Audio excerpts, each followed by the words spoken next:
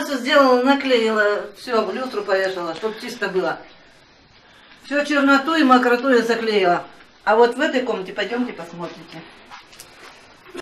Жители села Шира горько шутят. Им впору открывать телепередачу, как исправить 1001 строительный косяк своими руками. В домах отстали обои, протекают потолки, плохо сделана крыша, нет толковой вентиляции. А это значит плесень, на любой вкус и цвет. Ну у тебя хоть это, у меня плесень черная. Да подожди, в спальню сейчас зайдешь. Еще повело двери, зимой замерзает вода в водопроводе и канализации, потому что трубы смонтированы кое-как. А в начале лета дома, которым нет и года, пошли трещинами. Ливневой канализации нет, и вода размывает фундаменты. Потому что вода уходит под плиты, а в некоторых домах еще и поверху прямо по полу идет. Эти дома строили в рамках программы помощи погорельцам Хакасии, чьи дома пострадали в огне лесных пожаров весной прошлого года.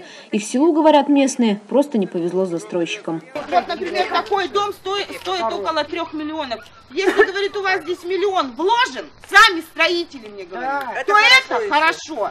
Все остальное... Здесь, на берегах Юго-Восточной Азии, полгода жил, скрываясь от российского суда, генподрядчик Василий Смольников, в прошлом депутат-единорос. Следствие предполагает, жил на деньги, что украл в селе Шира. Его фирма «Черногорск отделстрой» заключила с государством контракт на 600 миллионов рублей, но в жилье погорельцев вложили значительно меньше. С июня по декабрь 2015 года Смольников организовал перечисление целевых бюджетных денежных средств с расчетного счета Черногорск отделстрой на расчетные счета подконтрольных организаций.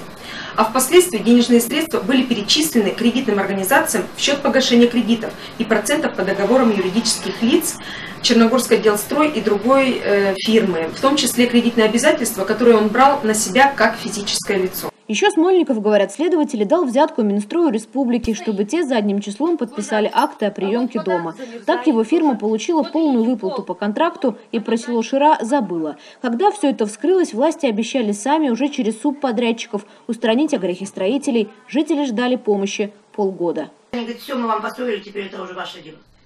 Все бесполезно.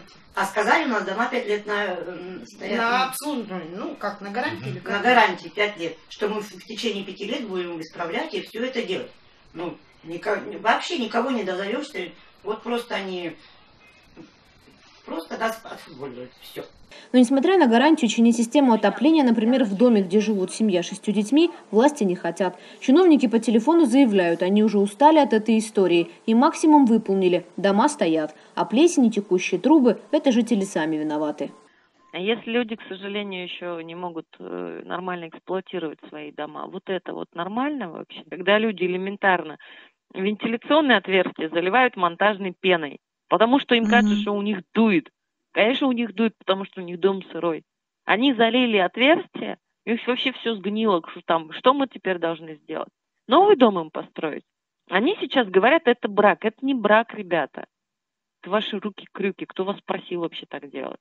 Все вопросы, говорят, к фирме Василия Смольникова. Он сейчас в изоляторе миграционной службы Таиланда. Скоро его выдадут российской стороне и переправят в СИЗО Хакасии, говорят оперативники. Жители села Шира не верят, что после этого задержания их жизнь станет лучше. Говорят, Смольникову в казенной камере теплее и суше будет сидеть, чем им зимовать в своих домах. Дать ему лома, пусть погреба копает. Чтобы его родители так пожили и дети, как мы сейчас живем, этот год прожили. Екатерина Пономарева. Настоящего времени.